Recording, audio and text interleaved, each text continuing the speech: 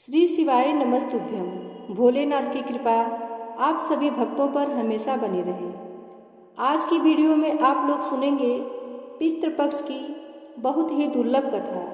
हिंदू धर्म में पितृपक्ष की अवधि को बहुत ही महत्वपूर्ण माना जाता है।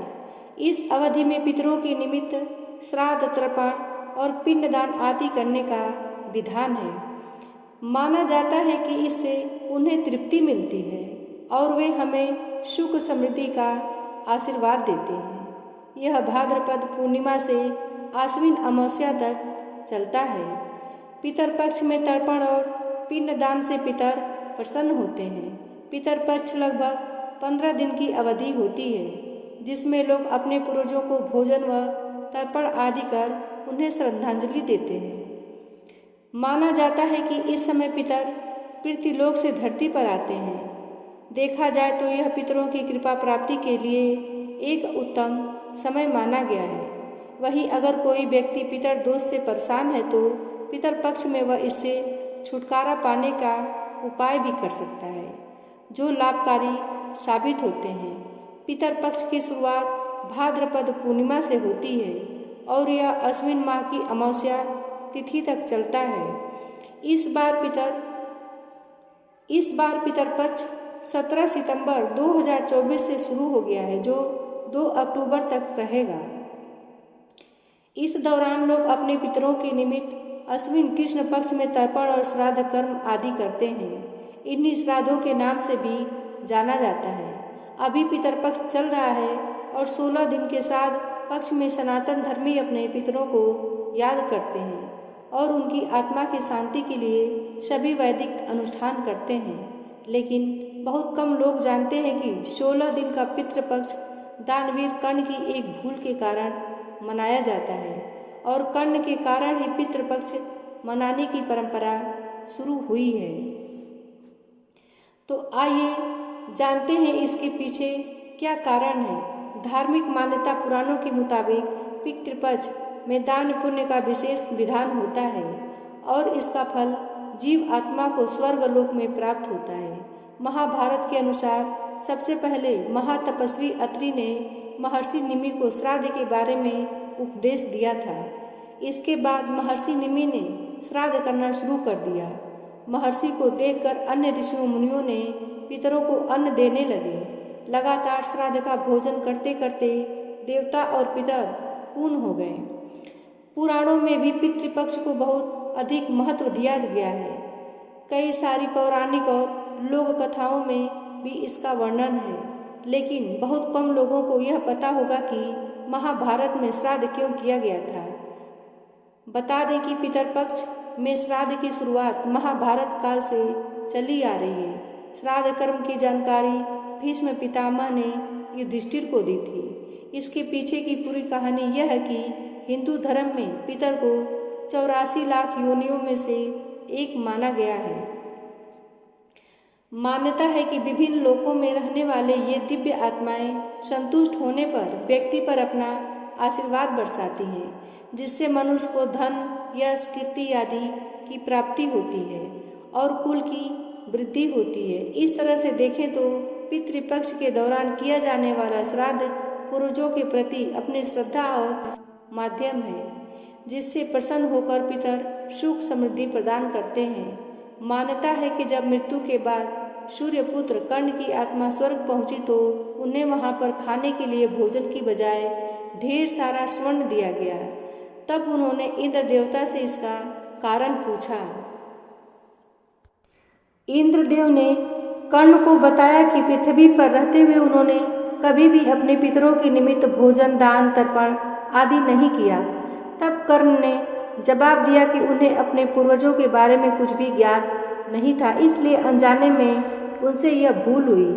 दानवीर कर्ण अपनी दानवीरता के लिए जाने जाते थे और जीवन भर उन्होंने गरीबों और जरूरतमंदों को धन और स्वर्ण का दान दिए थे। अपने द्वार पर आने वाले किसी भी व्यक्ति को उन्होंने बिना धन दिए लौटने नहीं दिया। लेकिन कर्ण ने अपने जीवन काल में अन्न दान नहीं किया।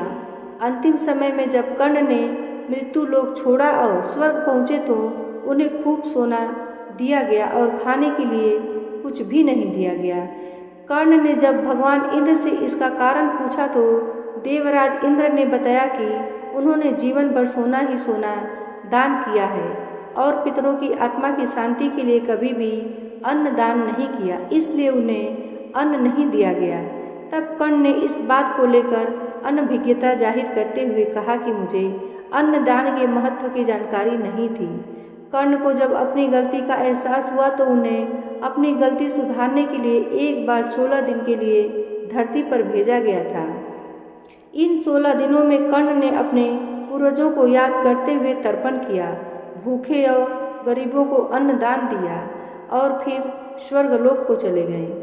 ऐसी मान्यता है कि तभी से 16 दिन का पितृपक्ष मनाने की परंपरा चली आ रही है और इस दौरान लोग अपने मृत पूर्वजों को याद कर भोजन का आयोजन करते हैं। साथ ही इस बात का भी ध्यान रखना चाहिए कि पितृपक्ष के दौरान यदि कोई भिक्षा मांगने आए तो उन्हें कभी खाली हाथ नहीं जाने देना चाहिए।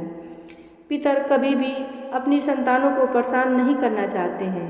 वे बहुत दयालु होते हैं लेकिन संतानों की उपेक्षा से दुखी हो जाते हैं, क्योंकि संतान के द्वारा श्राद्ध कर्म और पिंडदान आदि करने पर उन्हें तृप्ति मिलती है और वे अपनी संतानों को धन धान्य और खुश रहने का आशीर्वाद देते हैं। पितर यह नहीं चाहते कि उनकी संतानें उन्हें तृप्त करने के लिए बहुत कुछ करें। वे श्रद्धा भाव से किए गए श्राद्ध को खुशी के साथ स्वीकार कर लेते हैं। कहा भी गया है कि श्रद्धा के बिना श्राद्ध अधूरा होता है। तो आइए सुनते हैं पितृपक्ष की एक और पौराणिक कथा। भगवान श्री कृष्ण से एक बार पक्षीराज गरुड़ ने पूछा कि हे प्रभु, पृथ्वी पर लोग अपने मृत पितरों को श्राद्ध करते हैं, उनकी रुचि का भोजन ब्राह्मणों आदि को कराते हैं, पर क्या पितृलोक से पृथ्वी पर आकर श्राद्ध में भोजन करते पितरों को किसी ने देखा भी है? भगवान श्री कृष्ण ने कहा कि हे गरुड़, तुम्हारी शंका का निवारण करने के लिए मैं देवी सीता के साथ हुई घटना सुनाता हूँ। सीता जी ने पुष्कर तीर्थ में अपने ससुर आदि 3 पितरों को श्राद्ध में निमंत्रित ब्राह्मणों के शरीर में देखा था। वह कथा सुनो। भगवान श्री कृष्ण कहते हैं कि हे गरुड़, यह तो तुम्हें ज्ञात ही है कि श्री राम अपने पिता दशरथ की आज्ञा के बाद वन गमन कर गए थे। साथ में देवी सीता भी थी। बाद में श्री राम को यह पता लग चुका था कि उनके पिता उनके वियोग में शरीर त्याग चुके हैं। जंगल जंगल घूमते सीता जी के साथ श्री राम ने पुष्कर तीर्थ की भी यात्रा की। अब यह श्राद्ध का अवसर था। ऐसे में पिता का श्राद्ध पुष्कर में हो, इससे श्रेष्ठ क्या हो सकता है।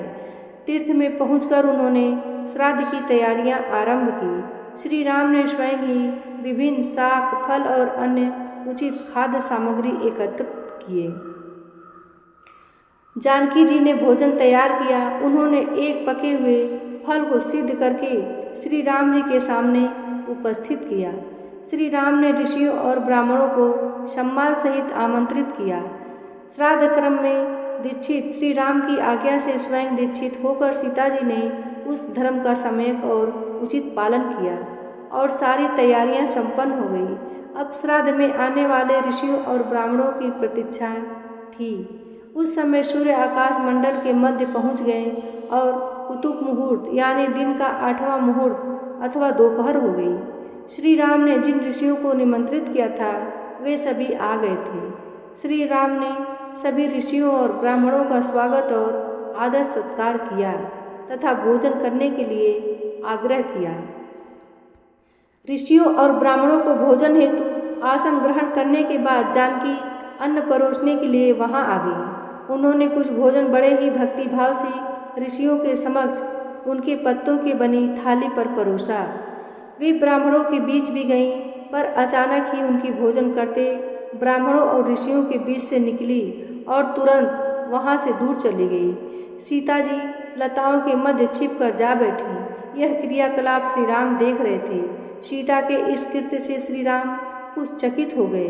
फिर उन्होंने विचार किया कि ब्राह्मणों को बिना भोजन कराए साध्वी सीता लज्जा के कारण कहीं चली गई होंगी। सीता जी की एकांत में जा बैठी हैं। फिर श्री राम ने सोचा, अचानक इस कार्य का क्या कारण हो सकता है।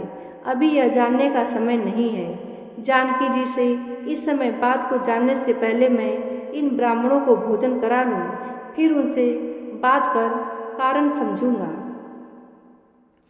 ऐसा विचार कर श्री राम ने स्वयं उन ब्राह्मणों को भोजन कराया। भोजन के बाद ऋषियों को विदा करते समय श्री राम के मस्तिष्क में यह बात रह कर कौंध रही थी कि सीता ने ऐसा अप्रत्याशित व्यवहार क्यों किया। उन ब्राह्मणों के चले जाने पर श्री राम ने अपनी प्रियतमा सीता जी से पूछा, ब्राह्मणों को देखकर तुम लताओं की ओट में क्यों छिप गई थी? यह उचित नहीं जान पड़ता। इससे ऋषियों के भोजन में व्यवधान हो सकता था, वे कुपित भी हो सकते थे। श्री राम बोले, हे सीते, तुम्हें तो ज्ञात है कि ऋषियों और ब्राह्मणों को पितरों के प्रतीक माना जाता है। ऐसे में तुमने ऐसा क्यों किया? इसका कारण जानने की इच्छा है, मुझे अविलंब बताओ।